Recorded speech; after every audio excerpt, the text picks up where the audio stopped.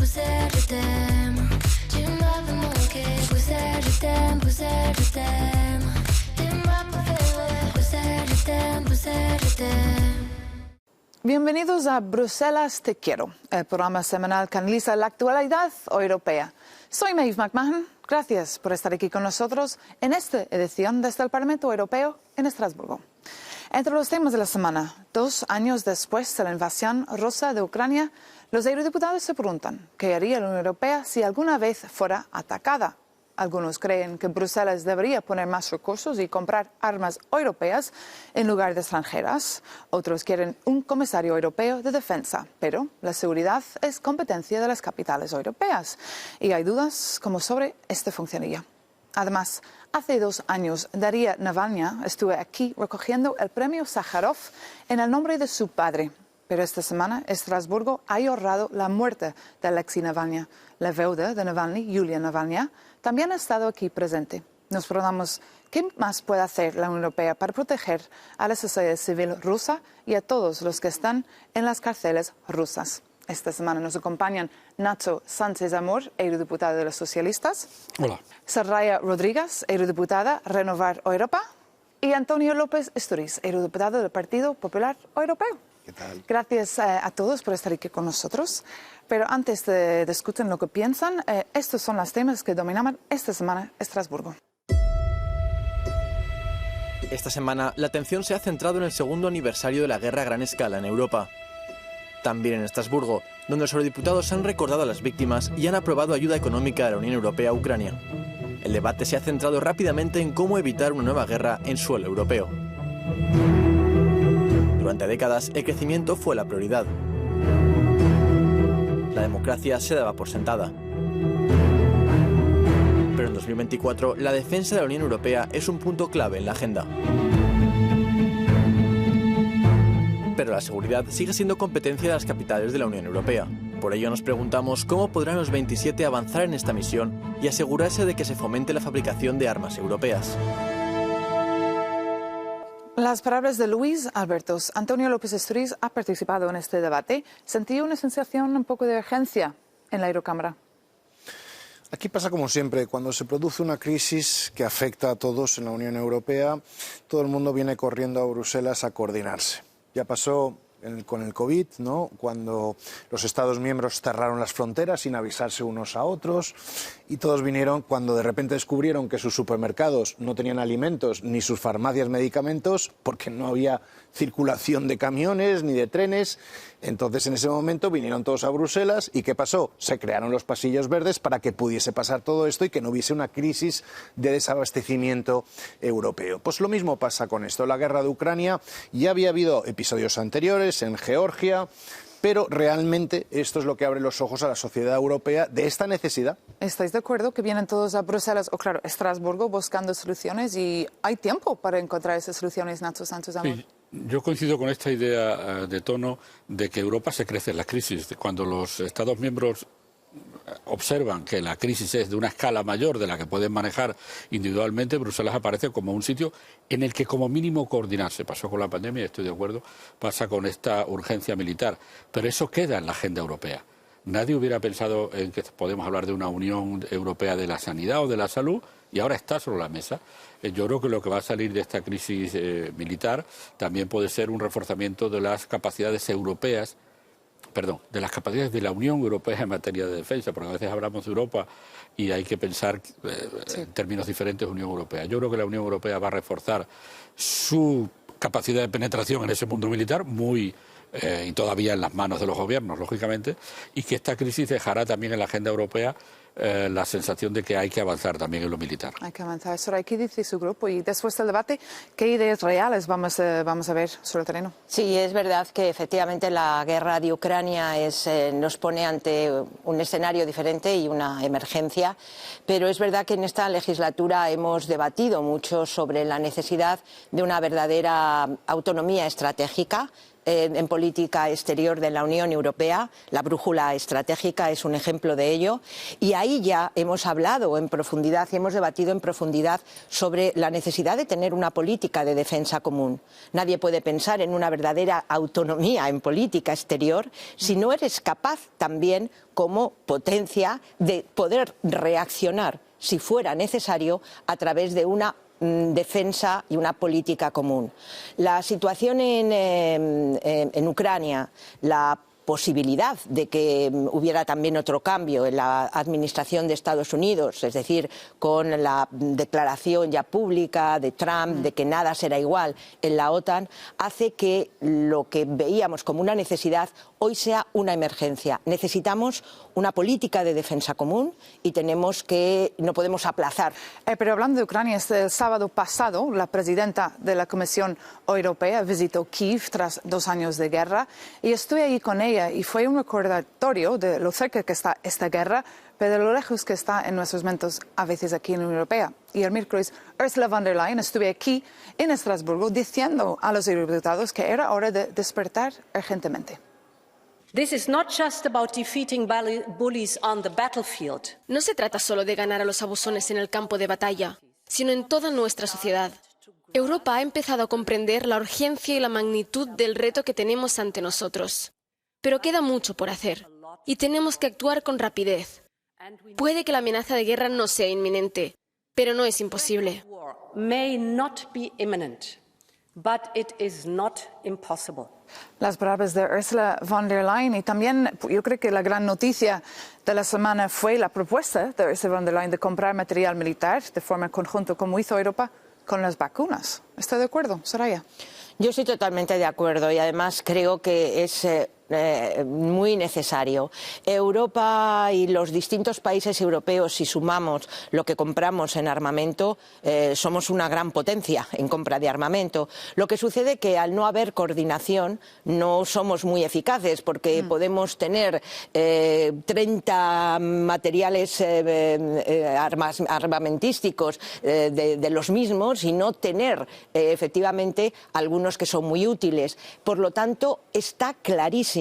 Tenemos primero que ir a una compra conjunta, a una cooperación conjunta, tenemos también que avanzar en estrategias conjuntas y tenemos también que ser capaces de no crear inmediatamente un ejército europeo, pero sí que tenemos que ser capaces de poder movilizar unidades del ejército europeo conjuntamente en muy poco tiempo en caso de que fuera necesario para una defensa de nuestras fronteras. ¿Y los capitales también van a estar de acuerdo?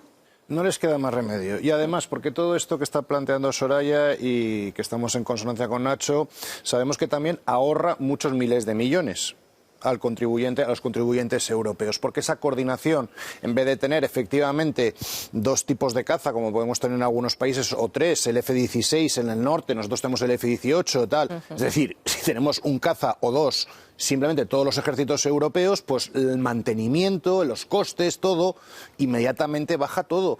Y sobre todo, emprender también en materia de investigación, desarrollo, porque es que dependemos, también estamos pagando miles de millones a rusos, a chinos, a americanos, por las nuevas tecnologías también implementadas con estas armas. Tenemos que empezar con ello. En fin, yo creo que hay un campo ahora que se está abriendo. Úrsula también menciona ahí en esas palabras no solamente el combate, sino también la injerencia rusa en los procesos democráticos en Europa y en el mundo. Cuidado con eso, que eso es muy importante también, y Europa está muy desprotegida. Y Ursula von der Leyen también dijo que los activos congelados rusos en Natsou-San-Samur podrían estar utilizados también para comprar material militar. Pero la pregunta ¿es posible? ¿Es legal? Yo creo que encontrar la fórmula legal para hacerlo requeriría la cobertura jurídica que podría hacerse con derecho europeo o con derecho nacional. A mí me gustaría volver a la idea de la comunitarización de la defensa. Estando de acuerdo en el fondo, esta es otra tendencia más. Las crisis aceleran tendencias que ya estaban ahí. Nuestra preocupación anterior a la guerra por la industria militar ya estaba ahí. La creación de sistemas de despliegue rápido ya estaban ahí. Sí. ¿Cuál es mi temor? Que una excesiva, rápida comunitarización de la defensa provoque una reacción de los gobiernos no queriendo soltar un elemento tan vinculado a la soberanía como es la defensa. Por tanto, hagámoslo.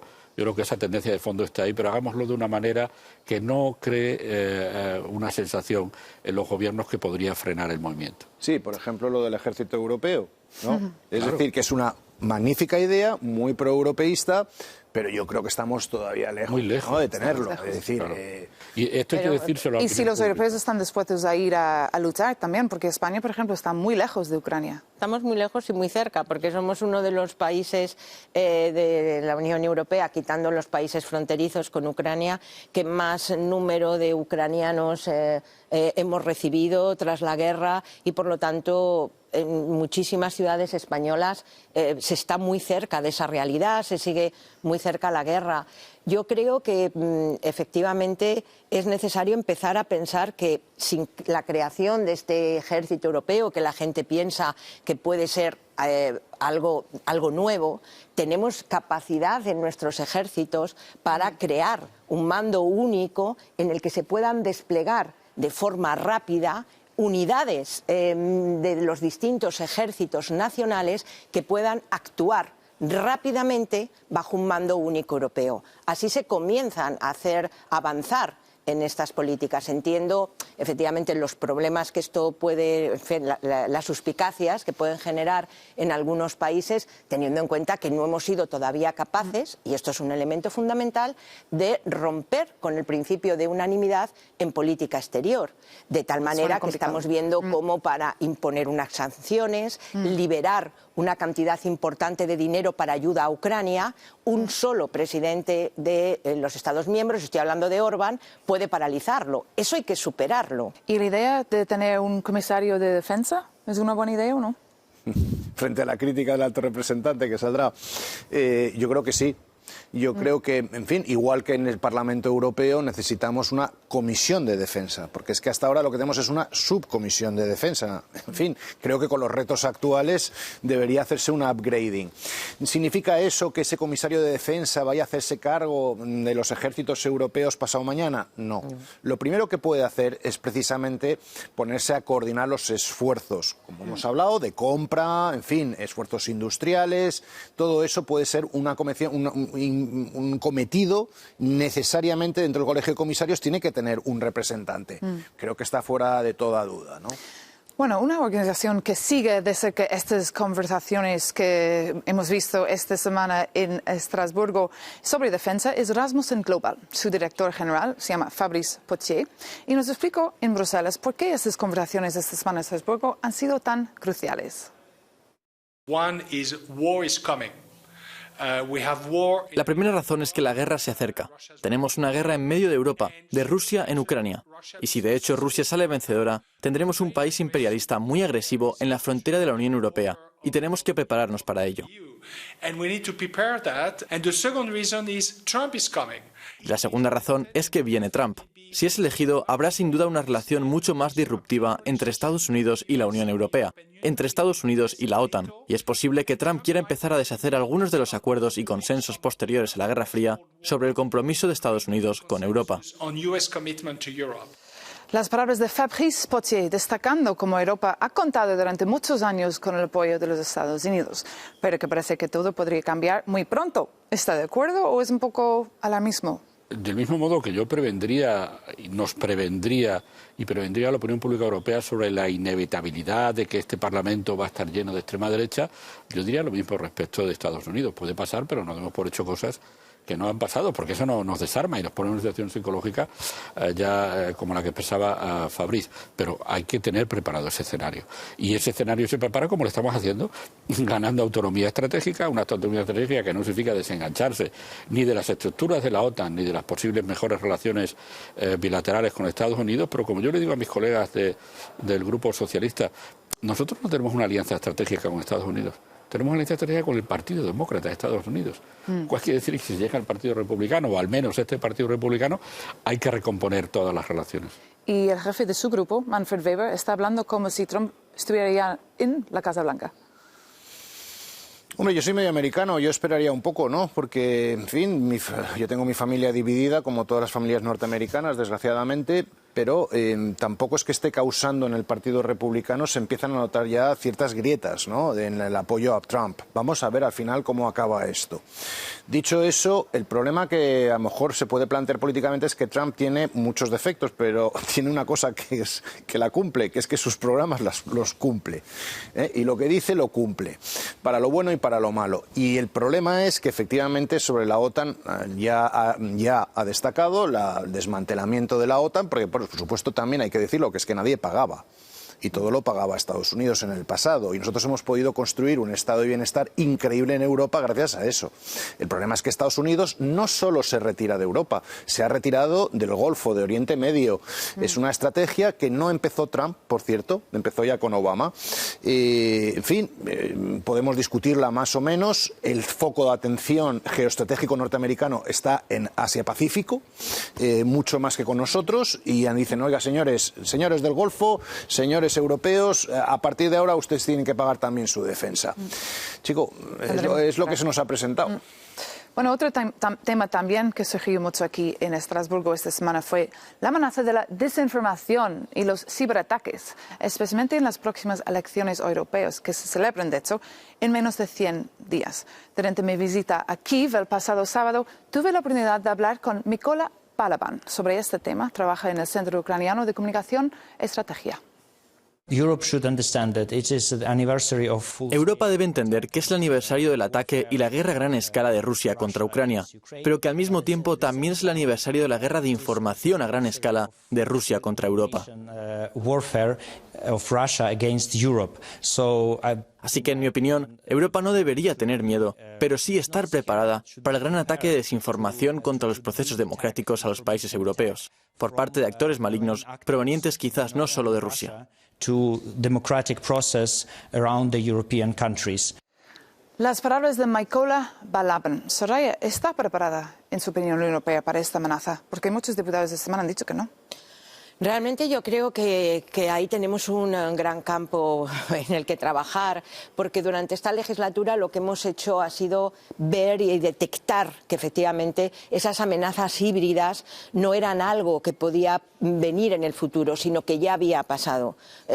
Por ejemplo, en España, ¿no?, hemos vivido con un asombro como cualquier movimiento de desestabilización de una democracia ha sido aprovechada. El caso de toda la desestabilización, el golpe institucional del independentismo catalán, efectivamente hemos visto y hemos puesto encima de la mesa cómo fue utilizado por la autocracia rusa para agrandarla, desestabilizarla, y yo creo que ahí es el gran reto de la próxima legislatura. Y casi no se habla, ¿no? Casi no se habla, aunque creo que había una resolución hace poco aquí, pero como eurodiputados, Nacho Sánchez de Moretti, antes de las elecciones europeas, ¿cuáles son sus miedos sobre desinformación?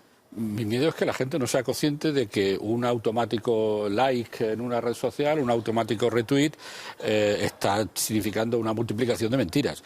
Es decir, lo primero y lo que hicimos en la Comisión de Injerencias que estuvo funcionando en el Parlamento durante esta legislatura es que todo el mundo sea consciente de que nadie sea ingenuo respecto de cómo se mueven las cosas. Rusia ha conseguido una opinión pública domesticada con la desinformación y está trasladando a todo el mundo los sistemas de desinformación con los que ha conseguido una opinión pública en la que la crítica ha desaparecido completamente y cuyo mejor ejemplo es cómo unos policías detenían a un joven que portaba en la mano un folio en blanco. Es decir, es la esencia del autoritarismo. No estaba protestando por nada. El folio estaba en blanco y fue inmediatamente detenido. Esa es la lógica que se pretende por la parte de los sistemas autoritarios. Yo creo que las injerencias rusas y de otros países que están ahora muy alineados con Rusia, como es el caso de Irán, el caso de Venezuela, todas las dictaduras, porque hablábamos de autocracias, es decir, son dictaduras. Ya es una dictadura. Putin es un dictador que liquida a la única esperanza que había política, que era Navalny, ¿no? Es decir, esto ya la convierte. Hay unas elecciones en Rusia ahora que, bueno, en fin, ya conocemos el resultado de antemano, ¿no? Es decir, estamos ante dictaduras. tenemos un problema, nosotros somos demócratas y hay un problema enorme. Los políticos que hablamos libremente en este Parlamento y en nuestros parlamentos alrededor de Europa, los periodistas, en fin, estamos ahora expuestos a la actuación sin límites de estas dictaduras. Claro, yo tengo hay una preocupación cada vez mayor, más creciente, ¿no? Y sobre todo cuando hay políticos también comprados por Rusia, que nos rodean también, que están aquí, como se ha visto con algún caso. Bueno, me temo que tendré que hablarles aquí, pero quédense con nosotros. Tras la pausa, hablaremos de la tristeza que reina esta semana en Estrasburgo por la muerte de Alexei Navalny. Hasta pronto.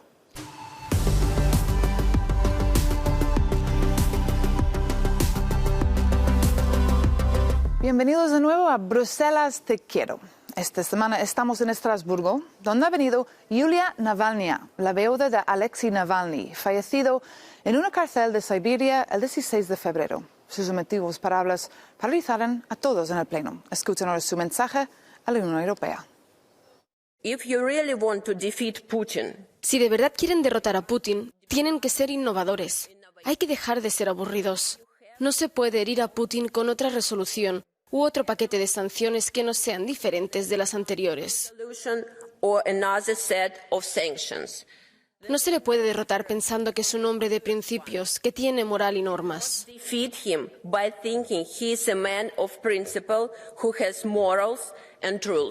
Claramente diciendo que el enfoque de la Unión Europea para detener a Putin no está funcionando. ¿Qué dirían a esto? Bueno, quiero recordar que Putin intentó una guerra relámpago con Ucrania y fue derrotado. La primera guerra ya la perdió Putin.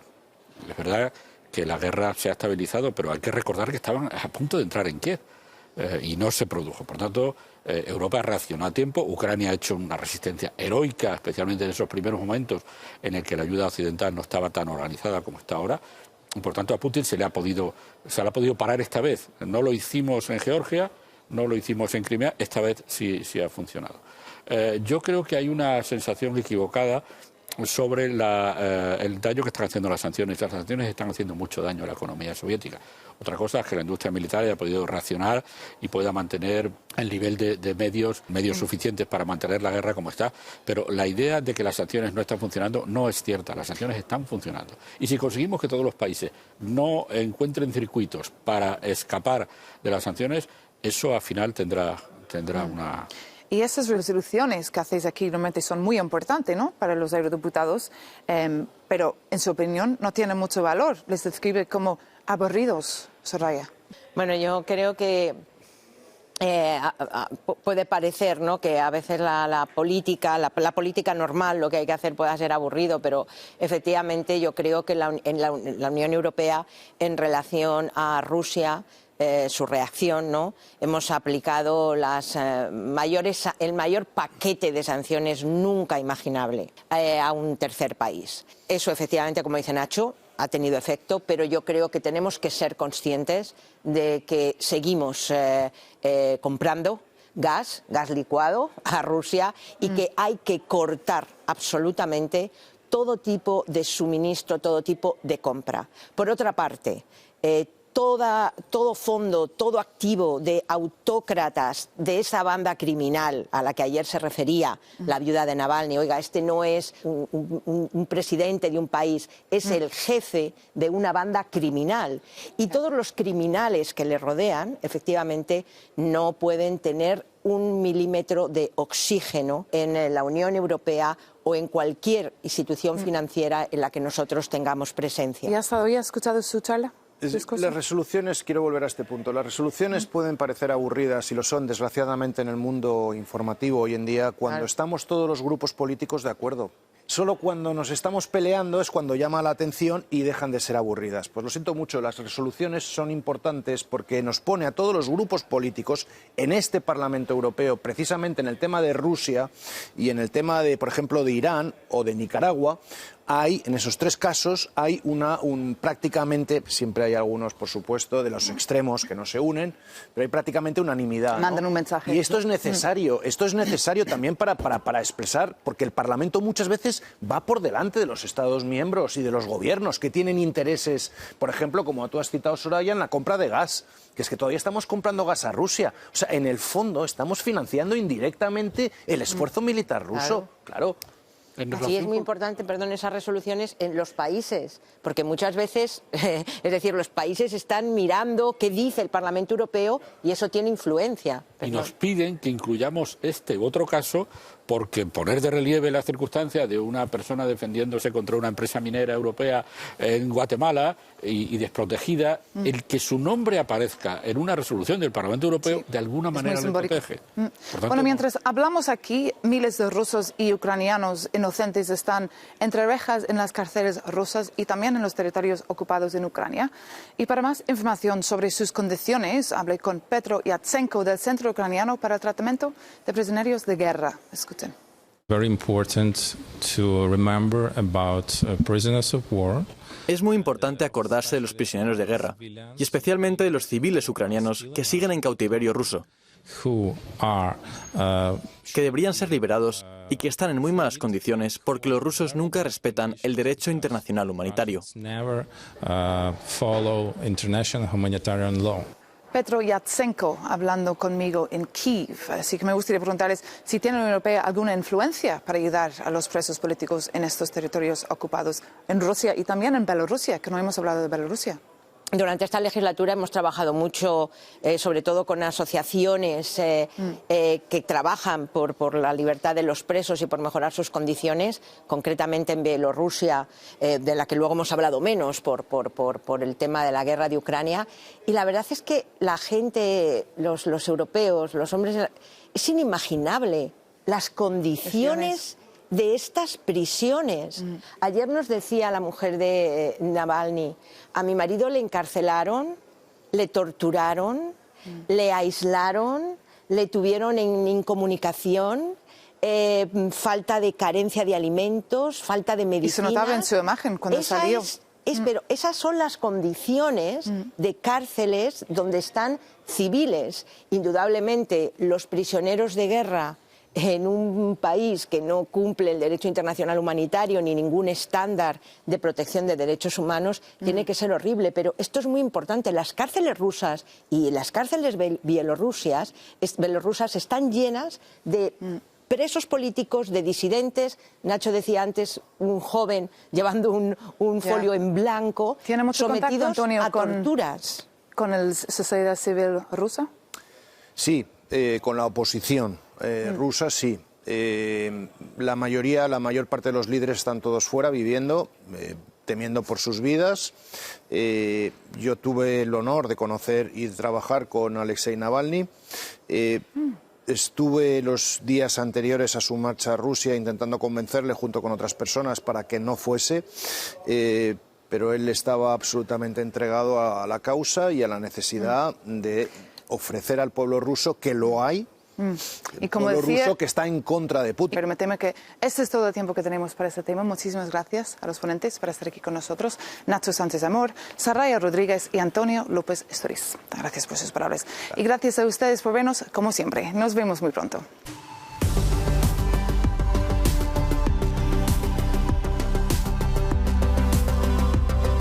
Bienvenidos de nuevo a Bruselas Te Quiero. Soy Maeve McMahon y estamos analizando las noticias de la semana aquí en Estrasburgo con nuestros invitados, los eurodiputados Nacho Sánchez Amor, Antonio López Estoriz y Soraya Rodríguez. Y uno de los temas sobre la mesa es el nuevo informe sobre los derechos humanos dentro y fuera de la Unión Europea. El ponente del informe está aquí hoy con nosotros, es Nacho Sánchez Amor. Cuéntanos un poco sobre este informe que parece que nos traiga muy buenas noticias, ¿no? El informe refleja una degradación absoluta y general de los estándares de derechos humanos en casi todo el mundo, como ya lo hizo el de Soraya hace 2 años, Sí.